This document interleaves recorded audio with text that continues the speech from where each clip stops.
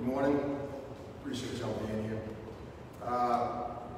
At my direction, just before Hurricane Ida made landfall, the Orleans Parish District Attorney's Office secured a grand jury indictment of 10 individuals involved in the untimely and unfortunate death of 12-year-old 7th grader Todriana Peters. Just a few moments ago, the reason that we were late coming out, we arraigned those 10 individuals in Section F of Criminal District Court. The family was present with us. They were in our office, present in court via Zoom. Those individuals that were arraigned and indicted just before Hurricane Ida are one Albert Major, Roderick Andrews, Dorian Ratliff, Tyrese Riley, Pernell Young, Samuel Mack, Bijan Jaro, Marcus Venable, Amaj Lynch, and Racrian Bell. The charges that each of these individuals have been indicted on and arraigned on today include the second-degree murder of Todriana Peters, conspiracy to commit second-degree murder, attempted second-degree murder of another victim, Jeremiah Dillon, and the attempted second-degree murder of another victim, Brandon Johnson. Let's talk about what happened. According to very thorough NOPD reports, on Sunday, May 30th, Todriana was visiting a graduation party with her cousin in the lower ninth ward when she was killed in what appears to be retaliatory gunfire following an earlier shootout that day. 4 of the men being indicted, Ratliff, Riley, Young, and Venable, were riding in a car together earlier that day when they exchanged gunfire with another car. This group later saw a car that they thought to be the vehicle that they were involved in the earlier altercation with outside of that graduation party. They began to senselessly fire upon this party. While shooting, they wounded Brandon Johnson and Jeremiah Dillon and fatally murdered Todriana Peters. I want the family of young Todriana and the friends of young Miss Peters and the people of New Orleans to know that our office will not stop until we secure justice in this case. These indictments were the first step in holding those parties responsible. The arraignments just a few moments ago before the Honorable Judge Pittman are the second step. To the family and friends, we will continue to pray for you and we will continue to work for you. I'm thankful to have Todriana's brave mother and father with us today, Ms. Katrina Lampert, Mr. Todd Peters. It was great to be with you all Saturday at the lakefronts celebrating Todriana's heavenly birthday. Todriana would have turned 13 this month, but for the senseless actions of these young men. What began as a visit to celebrate a milestone of a high school student ended with the death of their daughter. And I am moved beyond strength watching you navigate life right now and continuing to keep Todriana's name and face and life and story out in front of the people of this city. I know it's not easy, like you tell me, every single day is a struggle for you. As a father, my heart breaks when I think about what you were going through every single morning without Todriana in this world. No parent in this city or the state or this world should go through experiencing the loss of a child, especially the senseless gun violence.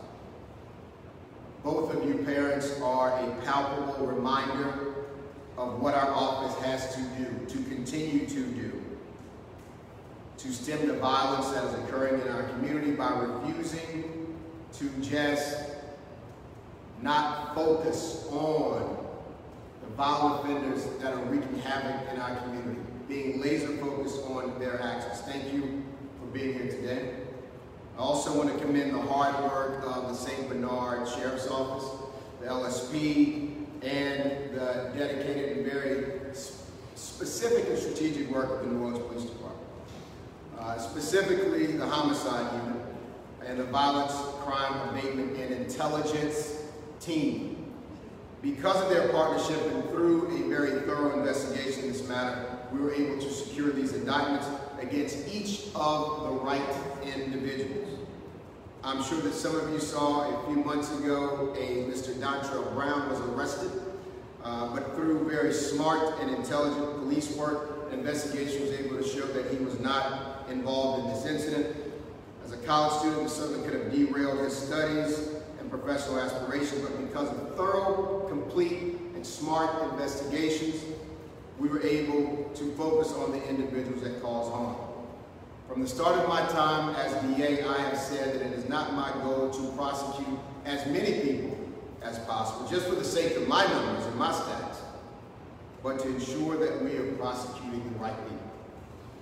As this city has had some of the most, and has had the highest exoneration rate in the world, we have seen what happens in life when someone is wrongfully convicted. We also recognize that when the wrong person is convicted, the real perpetrators are left out in our neighborhoods, and that does not get us to a safer space. It is with this level of intention and focus and fairness that we will restore trust in the criminal legal system and make our neighborhoods safer by stemming the violence in the city of New Orleans. Together, with the support of this family and the support of our communities, we can turn the tide on violent crime. Since January 11, we secured close to 60 grand jury indictments for violent crime. Each of these shows the commitment that the OPDA and the NOPD have to have in making New Orleans safer. Every single day, our job is to increase safety and deliver justice by having a laser focus on the violent offenders in our neighborhoods. They will be smart, they will be thorough, and they will move the needle to a safer point in this city. Now, I want to say this. I want to say to those that are wreaking havoc and procuring guns and stealing guns in our community and causing harm to our neighbors. First of all, let me say, I know that most, but none of them, watch press conferences. Most of them have no interest in what a bald old man has to say from a podium. But they have families. They have sisters, they have wives, they have mothers who do watch press conferences, who care about the decisions they make. You need to know that when you raise a gun and you harm someone in the city of New Orleans in any way, this office will hold you accountable and will not sleep and will not rest until justice is served. So, mothers, fathers, brothers, sisters, friends, pass that message along to the folks that are not concerned with press conferences, but concerned with wreaking havoc in this community. You will be held accountable. We will not allow this phenomenal city to devolve into the Wild West. And I'd like to turn it over to the aunt of young Mrs. Peters, Mrs. Kim Rogers, for a few remarks from the family. Ms. Rogers.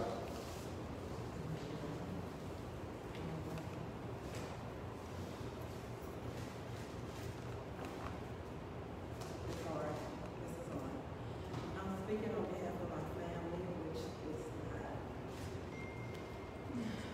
easy for me. Basically, we just are waiting that day when justice is truly served for Todriana, because she didn't deserve what she got. And she should still be here with us, but instead she's gone because of some senseless foolishness. And it's just sad. It hurts. My family is hurting. And we're going to be hurting. I don't know how long it's going to take to get over this one. This has been a journey.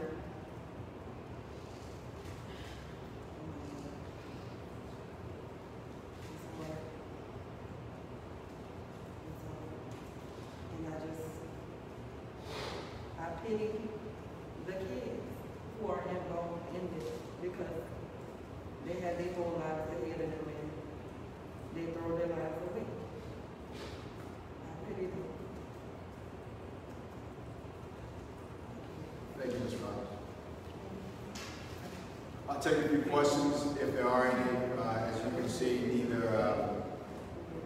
Todriana's mother or fathers are still in a position to talk about this publicly. Are there any questions? Jason, I apologize for that, but can you talk about who was arraigned today and what they were? Absolutely. It was 10 individuals. They were indicted really just before Hurricane Ida made landfall.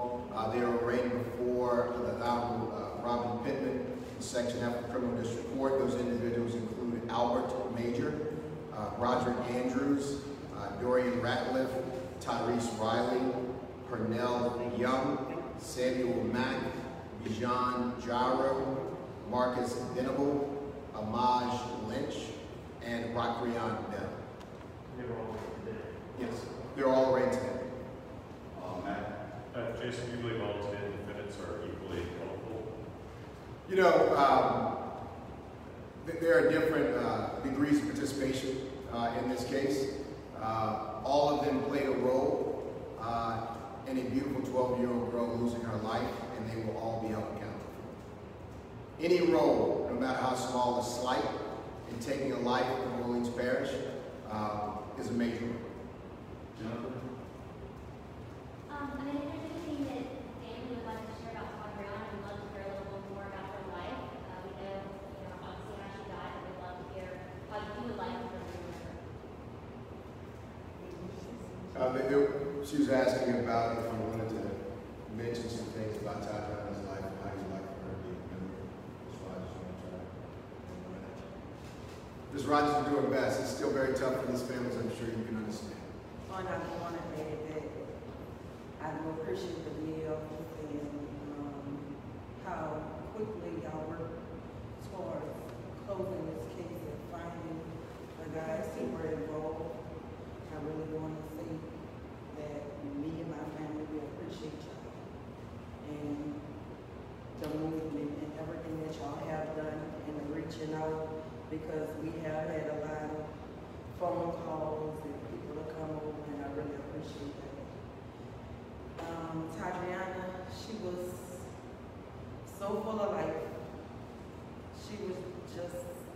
She had her own personality.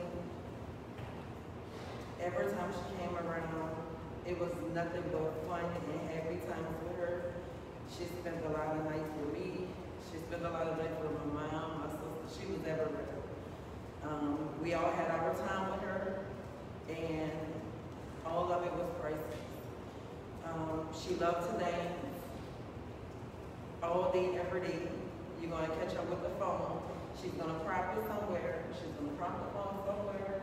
She's going to dance all day. But when they put her in dance school, she would not do it. She didn't want to do dance school because she wanted to be the leader. So she don't want nobody to tell her how to dance, what dance to do. She want to be the one to tell them how to dance and what dance they should do. So dance school didn't work for her.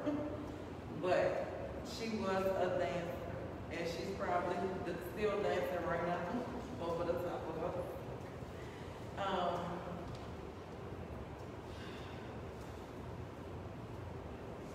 She loved her family. She loved her siblings. She loved everybody at her school, even though she gave them a hard time. I'm gonna tell y'all. She gave them a hard time at school, but they loved her. And when this happened, they were all there. She just touched a lot of lives. And it's a lot of people who are hurting behind us. And as soon as we can get our justice, maybe we can move forward.